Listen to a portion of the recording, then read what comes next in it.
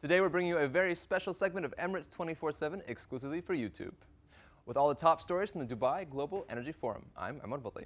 And I'm Katie Fielder. Today we'll explain why the UAE is calling for a major carbon change, paving a sustainable pathway to a clean, green future. Take a look. Now, in the past, many people associated the word nuclear with the image of atomic weapons. But since then, nuclear science and technology has penetrated our everyday life and allowed for huge advancements in the medical world. And it's become a big topic of discussion at the Dubai Global Energy Forum this week. But will Japan's crisis lead to a slowdown in nuclear development around the world? I sat down with Dr Mohamed ElBaradei, the former head of the International Atomic Energy Agency, ahead of the forum, to ask him about the lessons we can learn from Fukushima.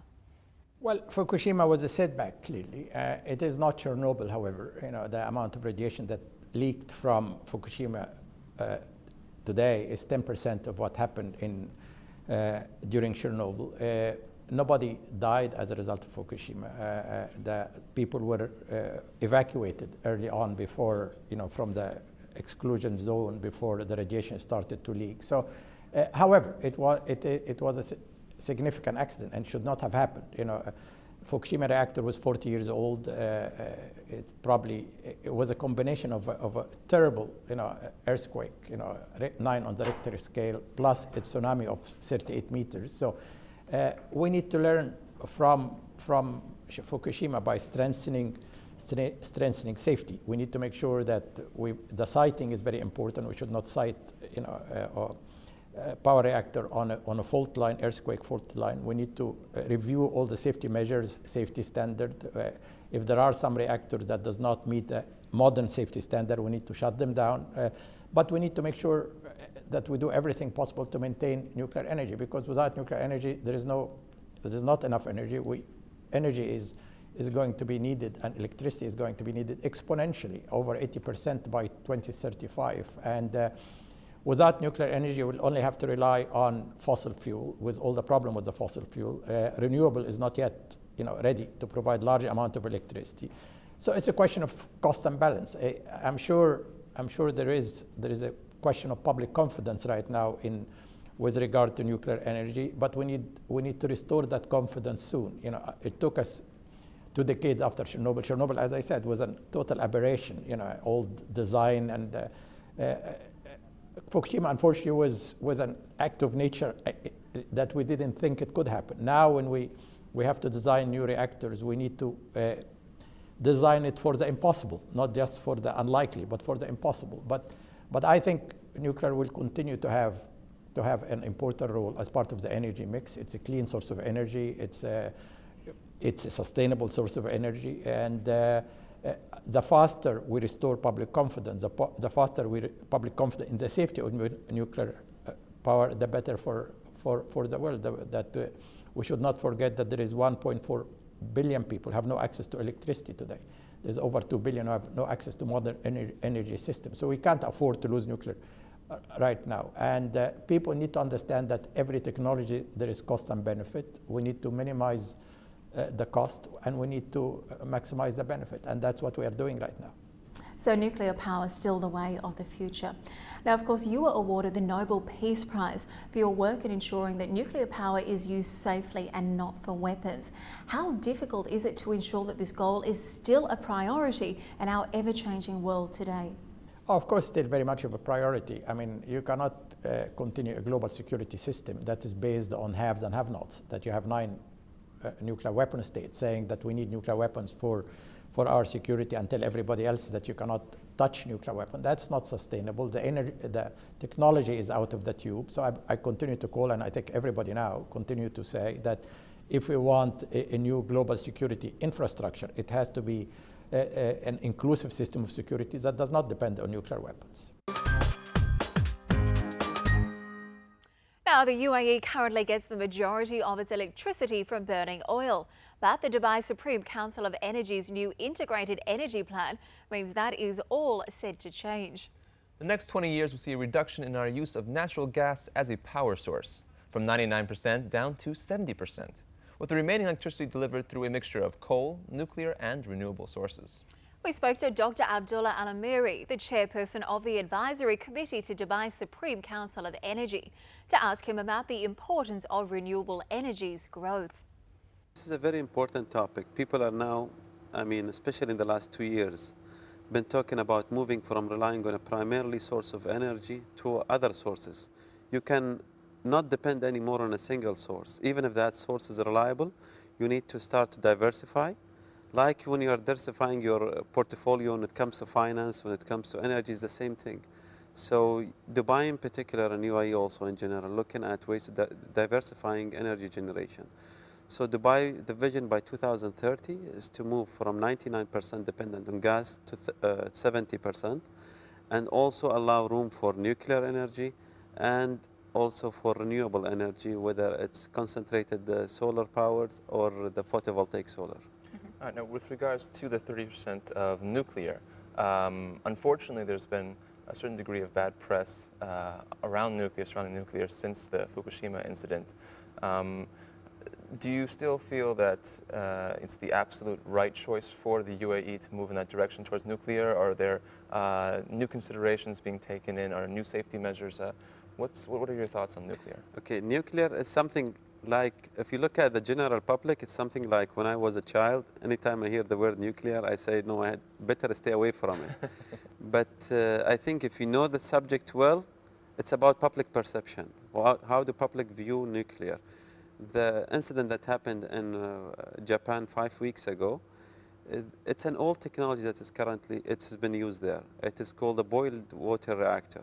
What they do, they have the water interact with the fuel rods, the nuclear fuel rods, and then these, if we can say contaminated water, they go and produce power through turbines, through steam turbines. This is a boiled water reactor. Then pressurized water reactor, which is going to be adopted here in Abu Dhabi and should be commissioned in 2017. They are pressurized water reactor where still the water going to be coming contaminated, but it does not go to the turbine part, to the generation. It's going to go through a heat exchanger where it's providing its heat to another water cycle, secondary cycle, and that water is generating steam, and that steam is eventually going to produce the power. So there is a fundamental difference between both technology. Still, many countries, including UAE, looking at revising safety measures and finding if there are any pitfalls or things that they forgot to do. But again, the technology pressurized water reactor is very safe. The unfortunate incident again in Japan that happened, it has a combination of two fatal elements. One was an earthquake, which was on a Richter scale of 8.9, and also water wave, which it went up 38 meters. So that combination is very rare to exist, but still countries need to look at revising their safety procedure. Of course. Yes, I definitely think we've seen that image develop and change over the years. Now, obviously here in Dubai and the wider UAE, but specifically Dubai, we've got a goal that by the year 2020, 1% of our energy will be thanks to renewable energy. Now, obviously we've got huge capabilities for solar, wind and other types of renewable energy. Should we be trying to increase this? Obviously Germany at the moment are looking to move all of their power from nuclear to renewables. Very good question. Renewables is this is like then the buzz. Everybody's talking about renewable. The amount of emission is probably not existing when it comes to carbon emission in particular. However, if we look at UAE, every country, God had blessed it with its own resources. UAE does not have wind. Now to have wind, you are talking about at least 3 meters per second as a cutoff speed to let the rotors start to move. These are almost not existent except in certain areas in Sharjah and Fujairah and the mountain areas, and maybe also towards Al-Ain in some areas. However, the hours that these turbines would operate are minimal. So it's not worth the investment to put in. However, if the country still feels that no, they would go and do it, maybe it's good to put it there, but again, the investment would not render benefits on the long run. On the solar, you are right. Both technology, Masdar has now adopted the solar concentrated plant, which is basically concentrated cells. You're going to heat up the water, and again, the water is going to run the steam turbines. However, the cost is still very high. So it is, again, the forum is focusing on policy. What policy you need to have in place to encourage renewable energy? let me just give you a quick fact here.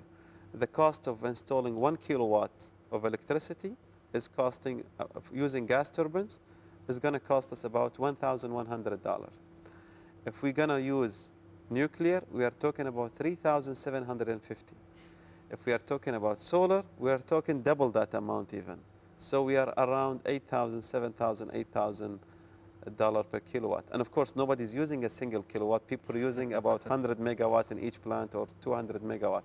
So you can imagine the burden of the cost. However, when it comes to government, it is not like a household is looking to purchase an item. The government should not look at a cost as initial cost, as an investment cost, but they should look as a cycle cost, because these plants will run for about 50, 60 years.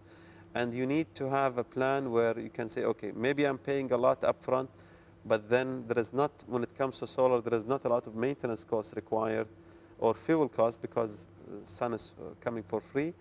So you need to factor those in when you calculate your visibility and find out how much each option is costing.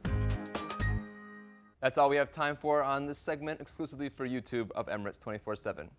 It's been a busy time, but we hope you learned a thing or two about energy along the way. We'd love you to drop us a line with your thoughts on the energy debate. Should the world continue to use nuclear power? And are we doing enough to preserve the environment for future generations to come? You can send us an email at emirates24-7@dmi.ae or message us via Facebook. Just search for Emirates 24/7 on Dubai One. You can also message us via BBM. And make sure you check out previous shows online at dmi.ae/Dubai One, as well as a special show right here on youtube.com/Dubai One. We'll be back with another huge show next week as we find out why Arab fashion is taking over the runway at the Dubai Fashion Week. But for now, from all of the team here at Emirates 24/7, it's goodbye.